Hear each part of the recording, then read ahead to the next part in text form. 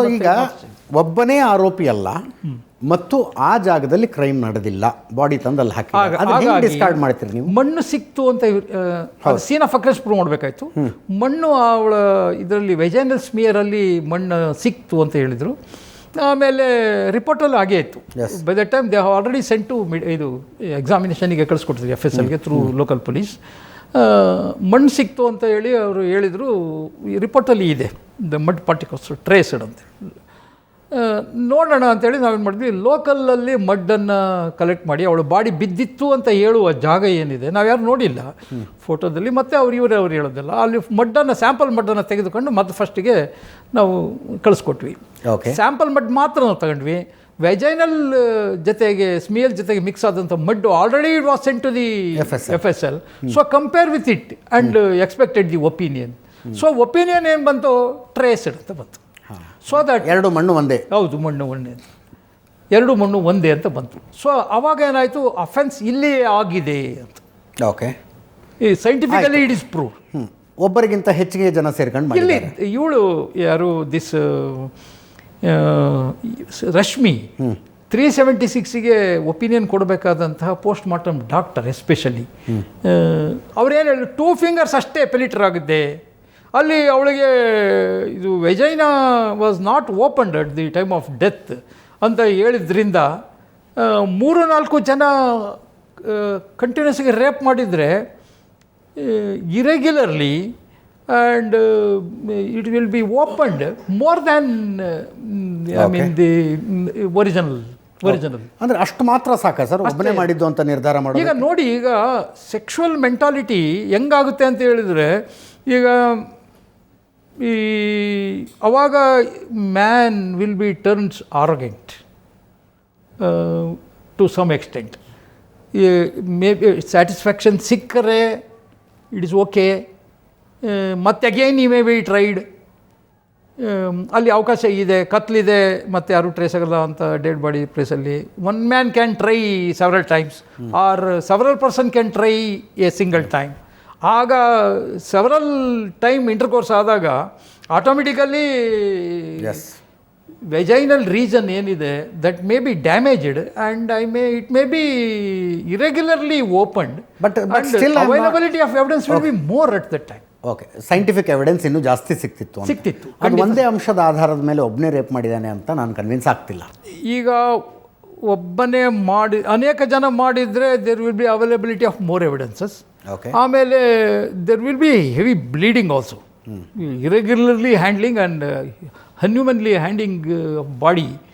ಈಗ ಏನಾದ್ರು ಸಾಕಷ್ಟು ಎವಿಡೆನ್ಸಸ್ ಇನ್ನೂ ಜಾಸ್ತಿ ಸಿಗ್ತಾಯಿತ್ತು, ಮತ್ತು ಬ್ಲಡ್ ಸ್ಟೈನ್ಸ್ ಜಾಸ್ತಿ ಸಿಗ್ತಾಯಿತ್ತು.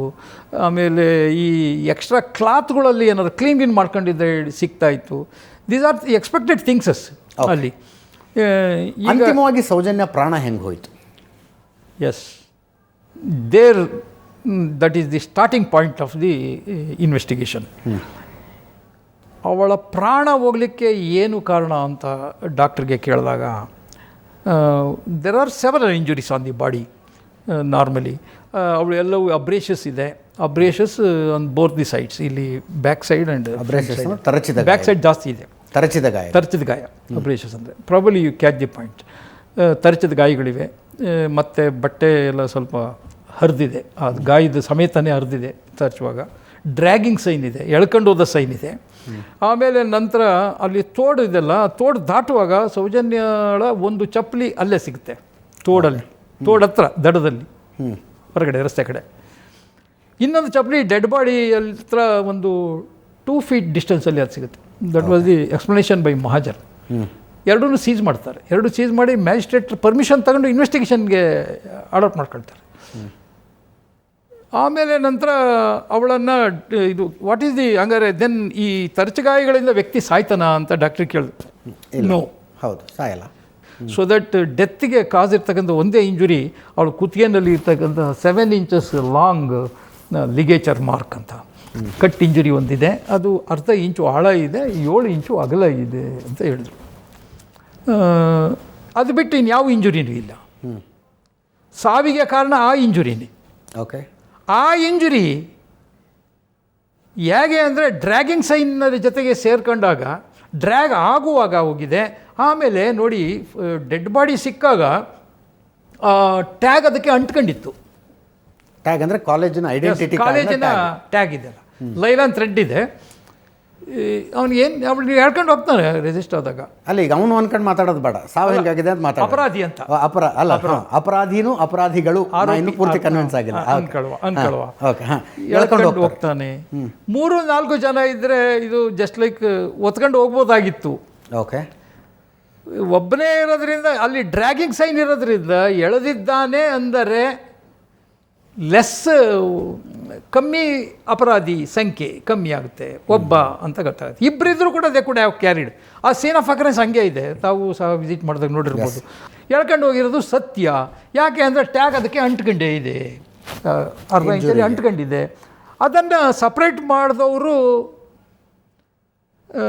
ವಿಡಿಯೋಗ್ರಾಫ್ ಪ್ರಕಾರ ನಮ್ಮ ಅನುಚಿತ್ ಈಗ ಈ SIT SITಲಿದ್ದಾರೆ. ಅವ್ರು ಹಿಂಗೆ ಸಪ್ರೇಟ್ ಮಾಡಿದ್ದಾರೆ. ಅವರೇ ಸಪೋರ್ಟ್ ಮಾಡಿ ತೆಗೆದ್ರು ಅದು ಮಾಡಿ. ಅದನ್ನು ವಿಡಿಯೋ ಅವ್ರು ಮಾಡಿ ಕೊಟ್ಟಿದ್ದಾರೆ. It was in the CID and it was later given to the CBI also. And they filed along with the charge sheet also. CBI Raju was investigating. S.